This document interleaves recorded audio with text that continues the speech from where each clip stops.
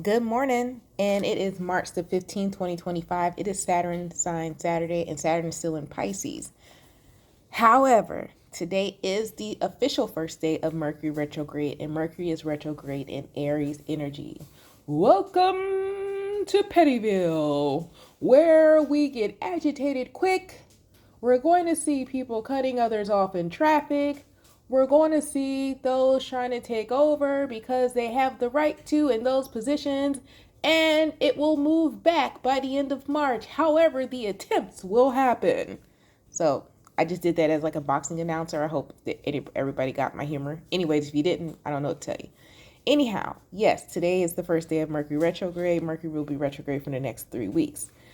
And when I was coming into the reading for this daily message, and I make my coffee at the same time I do the daily message, I kept hearing that song, "What did you say to my brother? You better not mess with my brother." And I said, oh, that must be the fight between Pisces and Aries that's going to be happening over the next couple of weeks. Because we're going to see a lot of the planets shifting from Aries energy to Pisces energy, from Pisces energy to Aries energy.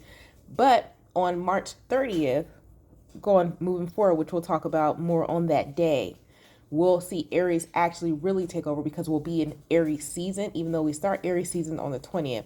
But a lot of planets will still be in Pisces, but slowly they're going to be moving into Aries, which is also our new year, well, astrological new year. So today, with all that being said, we pulled a card from our Angel and Ancestors deck. Thank you to one of my first time clients I've had when I first started my business who gifted me this deck, so I appreciate you for that. We pulled the Eagle card. And the Eagle card, as we know, what do you know about eagles? Eagles fly high so they can look low, so they can peep the scene, so they can see what's going on most of the time to get their prey, but they're really peeping the scene to see what's going on. And I've been saying this to you guys for the past couple of days that it will behoove you to pay attention to the animals. More importantly, the birds. I was going to say the word specifically, but I always feel like I'm saying some type of ocean, but I just said it anyway. Now you see the flaw. But anyways, pay attention to the birds.